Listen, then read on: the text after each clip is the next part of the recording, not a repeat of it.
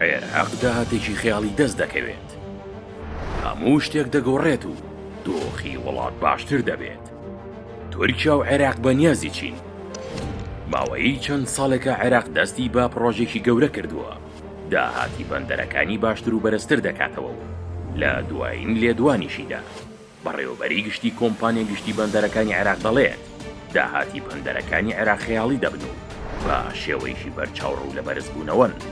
فەرحان پەتروسی بەڕێوەبەری گشتی کۆمپانیای گشتی بەندەرەکانی عێراق سەر بە وەزارەتی گواستنەوە ڕایگەیاند داهاتی بەندەرەکانی عێراق بە شێوەیەکی بەرچاو بەرز بوونەتەوە.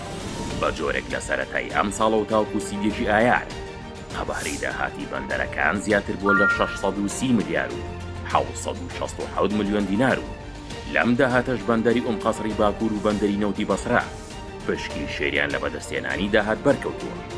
بە جۆرێک بەندەری قەسری باکوور زیاتر لە 288 ملیار دینار و بەندەری نەوتی بەسرا زیاتر لە 138 ملیار دیناری بەدەستێناوە. فەرحان فەرتوسی ئاماژە بەوەش دەکات داهاتی بەندەرەکان لا نیوەی یەکەمی ئەم ساڵدا بەراورد بە هەمان ماوەی ساڵی ڕابردوو 144 ملیار دینار زیادیان کردووە.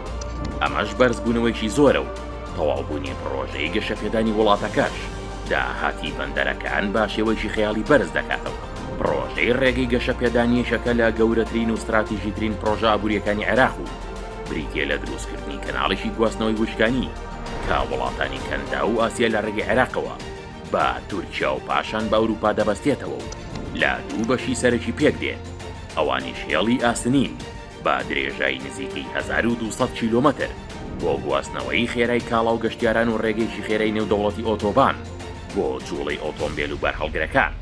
ئەم پرۆژەیە عێراق دەگۆڕێت بۆ ناوەندێکی ترانزیتی جیهانی و ئامانجی ئەوەیە عێراق بکاتە ڕێڕەوێکی سەرەکی بۆ بازرگانی نێوان ڕۆژهەڵات و ڕۆژئاوا و ببێتە ڕکابەری کەناڵە ئاویەکانی وەک نۆکەندی سوێز بەهۆی ئەوەی ڕێگەکە کورتتر و خێراترە.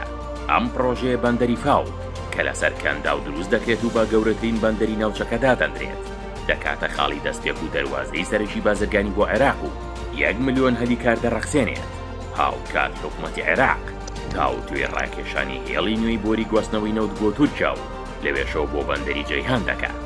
ئەمەش لە کاتێکدایە کە ڕێکەوتنی نێوان عێراق و تورکیا کە لە ساڵی 1970 واژۆ کراوە لە مانگی تەموزی ساڵی 2026 کۆتایی دێت و تورکیا ئامادەی خۆی بۆ ڕێکەوتنیشی نوێ فراوانتر دەربڕیوە کە نەک تەنها گواستنەوەی نەوتی خاو بەڵکو بوارەکانی گازی سروشتی پیشەسازی پترۆکیمیایی و کارەباش لە خۆ بگرێت.